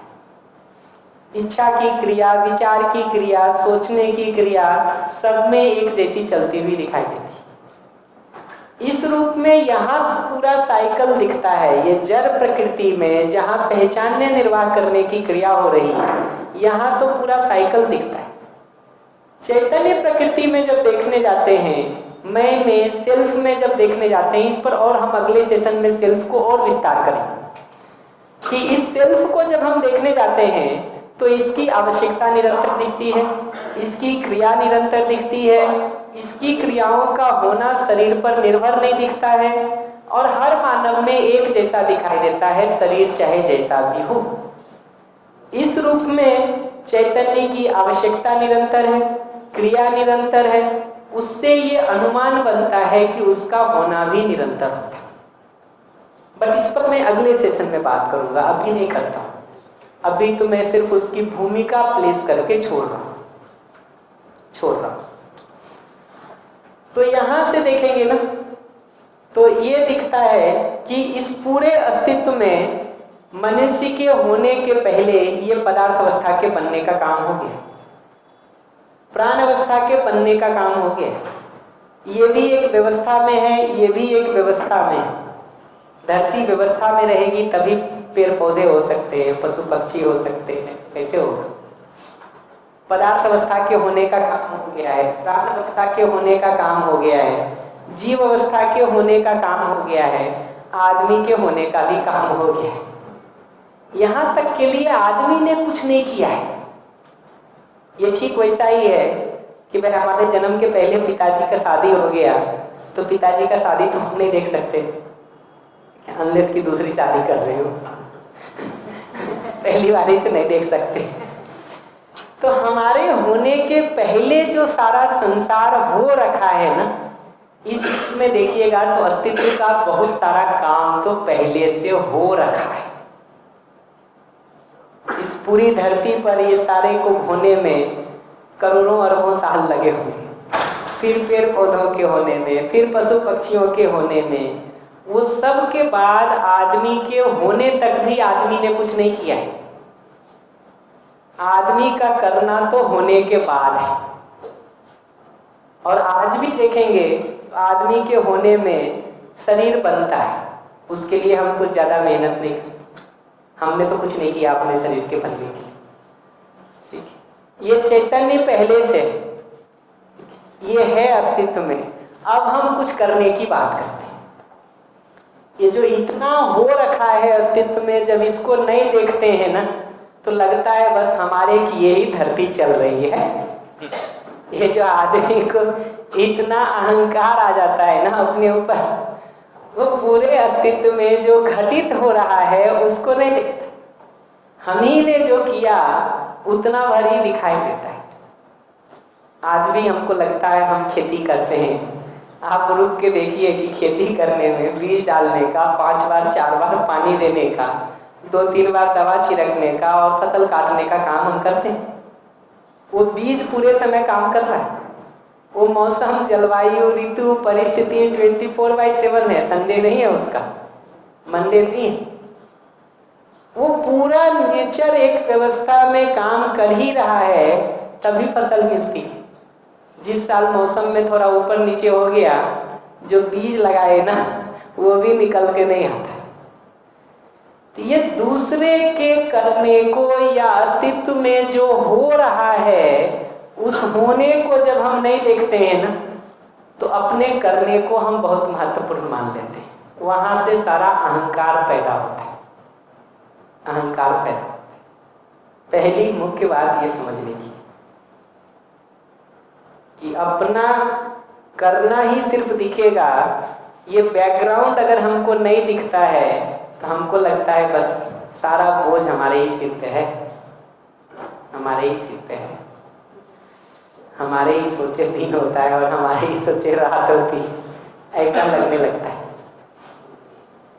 दूसरी मुख्य बात इसमें समझने की है कि आदमी के लिए करना क्या है। उसको अगर देखिएगा तो मुख्य मुद्दा तो आदमी के लिए सही समझ और सही भाव को इंश्योर करना है, ज्ञान को इंश्योर करना है। सही समझ और सही भाव के साथ हम जीते हैं तो ये जो समाज अभी खंड खंड में बट गया है, जाति के नाम पर, धर्म के नाम पर, भाषा के नाम पर, संप्रदाय के नाम पर, जिस नामों से भी बटा हो, वो खंड खत्म होता है और समाज अखंड होता है। अनडिवाइडेड सोसाइटी बनती है। अन्यथा अभी तो सोसाइटी खंड खंड हो रखी है, ज्ञान के अभाव में, सही समझ और सही भाव के अभाव। दूसरा जो मनुष्य के लिए करने का काम है वो बाकी प्रकृति जो पहले से ही व्यवस्था पूर्वक है। पीछे चार्ट हम लोग ने विस्तार से देखा। बाकी प्रकृति जो पहले से ही व्यवस्था पूर्वक है, उसकी व्यवस्था को समझ करके श्रम पूर्वक उत्पादन कर लेना है ताकि अपनी जरूरतें भी पूरी होती रहे और पूरी प्रकृति की व्यवस्था बनी रहे। इस रूप में शिक्षा संस्कार का कार्यक्रम ठीक हो जाए, स्वास्थ्य संयम का कार्यक्रम ठीक हो जाए, उत्पादन कार्य का कार्यक्रम ठीक हो जाए, विनिमय कोष का कार्यक्रम ठीक हो जाए, न्याय सुरक्षा का कार्यक्रम ठीक हो जाए, आदमी के लिए करने लायक काम तो यहाँ है। दुर्भाग्य से आज आदमी को देखिएगा ना, तो यहाँ जो काम करने के बदले पशुओं का नस्ल सुधारने का काम कर रहा है, बीज की क्वालिटी बढ़ाने का काम कर रहा है, यहाँ जो है ईंट पत्थरों को सजाने का काम कर रहा है। इसको छोड़ के अगर यहाँ करने जाएंगे ना, तो ये तीनों जगह सहयोग करेंगे कि समस्या कहना बहुत मुश्किल है। जैसे पेड़ पौधों को आप देखेंगे ना, तो बीज वृक्ष विधि से हजारों लाखों साल से धरती पे बने हुए। आज हम बीज को मॉडिफाई करके बेहतर करने का बात करते हैं, लेकिन उसी बीज से फिर वैसा पौधा नहीं बनता, उसी पौधे से फिर वो बीज नहीं बनता। तो जो परंपरा उसकी बनी हुई है, ये बीज वृक्ष न्याय से जीने की, बीज वृक्ष परंपरा से जीने की, वो खत्म कर रहे हैं। वंश में भी वही हालत, ये सारा वेरिएशन करके जो प्रोड्यूस होके आ रहा है वो हिसाब नहीं लगाते हैं कि क्या हो रहा है। ये सब जगह हम सुधार का बात करते हैं, कम से कम इतना ही तो देख लें कि उसकी परंपरा अगर स्थिर हो रही है तब तो सुधार ठीक है। अगर उसकी परंपरा स्थिर नहीं हो रही है तो क्या सुधार किया हमने? तो अगर सुधार करना भी है तो हमको उसके बीज वंश, पेड़ पौधों के लिए बीज, जीवावस्था के लिए वंश, मनुष्य के लिए शिक्षा संस्कार और पदार्थ अवस्था की संरचना या बनावट बनी रहे, यहाँ काम करने की जरूरत है। और वो काम की सफलता तब है जब अगली पीढ़ी का आचरण उसी के जैसा। अगर अगली पीढ़ी का आचरण वैसा नहीं है तो शिक्षा संस्कार खत्म। अगर अगली पीढ़ी का वंश में वो स्थिर नहीं होता है तो मेहनत बेकार। अगर अगली पीढ़ी का बीज अपने ही जैसे वृक्ष को नहीं तैयार करता है और वो वृक्ष फिर से वैसा बीज नहीं बना रहा तो कोई परंपरा नहीं बनी, फिर हमारा मेहनत बेकार, वो घूम जाएगा साइकिल में। बल्कि वो काम भी आएगा कि नहीं, स्वास्थ्य के लिए ठीक है भी कि नहीं, ये कहना भी बहुत मुश्किल। तो सेशन का ब्रेक करने के पहले मैं 3 बातें इसके संदर्भ में कह के क्लोज करता हूँ। पहली बात ये कि अगर इन चारों अवस्थाओं को हम बेहतर करना चाहते हैं तो काम यहाँ करने की जरूरत है, और उसमें भी मुख्य रूप से मनुष्य के बेहतर होने की जगह से शिक्षा संस्कार पे काम करने की जरूरत। पहली बात तो ये है। दूसरी बात ये कि हमारा जीना ठीक हो सकता है बाकी प्रकृति के साथ भी और मनुष्य के साथ भी, अगर हम उनकी धारणा का ध्यान रख लें। उदाहरण के लिए पदार्थ अवस्था का जो धारणा है वो अस्तित्व के रूप में बने रहना है। तो अगर हम हवा को हवा की तरह बने रहने दें, पानी को पानी की तरह बने रहने देते हुए प्रयोग करें, मिट्टी को मिट्टी की तरह बने रहने देते हुए प्रयोग करें, धरती को धरती की तरह बने रहने देते हुए प्रयोग करें, तो अपराध नहीं कर सकते, गलती नहीं हो सकता फिर हमसे। इसी तरह से पेड़ पौधों के साथ हम जी रहे हैं तो उसकी पुष्टि को, उसके ग्रोथ को, उसका जो वृद्धि होने का, मल्टीप्लाई होने का प्रवृत्ति है, उसमें अगर हम सहयोग करने का काम कर रहे हैं तो हम उसकी व्यवस्था को बना के रखें। अगर उसकी पुष्टि में हम बाधा डाल दे रहे हैं तो हम उसके लिए समस्या हो जाए। इसी तरह से पशु पक्षियों पे जो जीने की आशा है, वो जो जीना चाहते हैं, उसके जीने की आशा को बनाए बचाए रखते हुए हम उसके साथ जीने का काम कर रहे हैं तो सहयोग है, नहीं तो समस्या है। ऐसे ही मनुष्य के रूप में आप निरंतर सुखपूर्वक जीना चाहते हैं, इस रूप में आपकी सुख समृद्धि का ध्यान रखते हुए जब हम आपके साथ जीते हैं तो सहयोग है, नहीं तो समस्या है। तो इस दर्शन में देखेंगे तो बार बार जो सूत्र कहते, वो कहते जीने दो और जियो, कि दूसरे को जीने देने की अनुकूलता के साथ हम भी जीने का काम करते हैं, और समझदारी से ही ये संभव है। समझ के बिना तो अपना जीना ही पूरा नहीं होता, तो दूसरे को जीने देने का सोच भी नहीं पाते हम लोग, सोच भी नहीं पाते। अपना ही जीना नहीं होगा तो जीने देने का नंबर ही नहीं आता। समझ के साथ जब दिखता है कि पर्याप्त है तो जीने देने के साथ जीने का काम हो पाता है। तो पहली चीज मैं कह रहा हूं कि अगर हम चाहते हैं कि पीढ़ी दर पीढ़ी आचरण बेहतर हो तो यहाँ काम करने की जरूरत है, अनुसंगीयता की जगह पर, और उसमें मनुष्य के लिए शिक्षा संस्कार।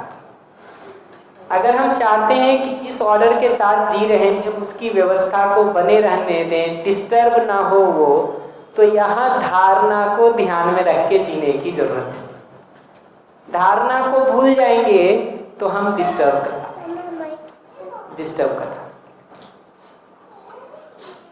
यहाँ स्वभाव को जब हम देखते हैं ना तो उसके साथ जिया कैसे जाए, उसके लिए उसका उपयोगिता कैसे इंश्योर किया जाए, ये पहचान में आता है। तो पदार्थ अवस्था की चीजों में हम संगठन विघटन करके अपने जरूरत की सारी चीजें बना लेते हैं। प्राण अवस्था में जो हमारे शरीर के लिए पुष्ट करने वाला है उसको भोजन के रूप में, औषधि के रूप में पहचान करके यूज कर लेते हैं। और कई सारी मारक चीजों को भी देखेंगे ना तो भोजन के रूप में वो अगर मनुष्य को नहीं भी काम आता है तो औषधि के रूप में काम आता है, दवा के रूप में काम।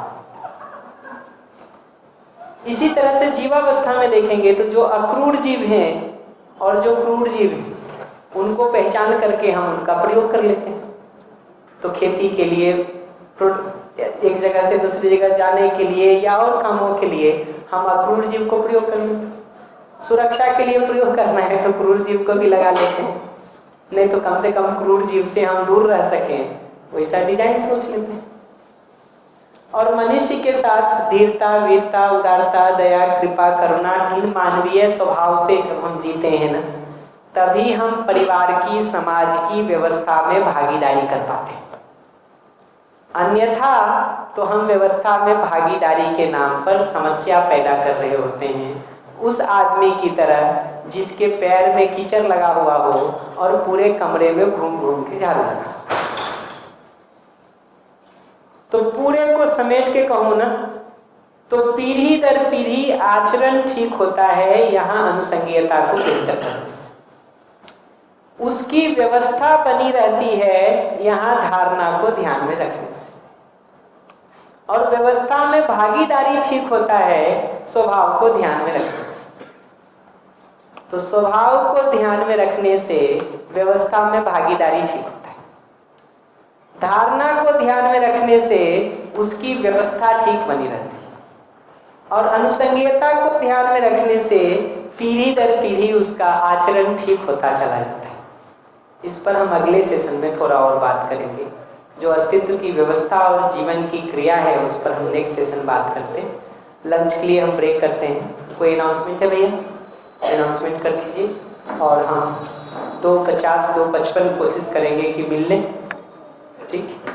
आज अगर चाय 15 मिनट पहले हो सकती हो भैया ना, अगर 3:40 तक अगर चाय हो जाए तो 3:40 ब्रेक कर दीजिए गोष्ठी के बाद, 4 बजे रिज्यूम कर दीजिए तो मुझे 4 से 6 2 घंटे का एक सेशन मिल जाएगा।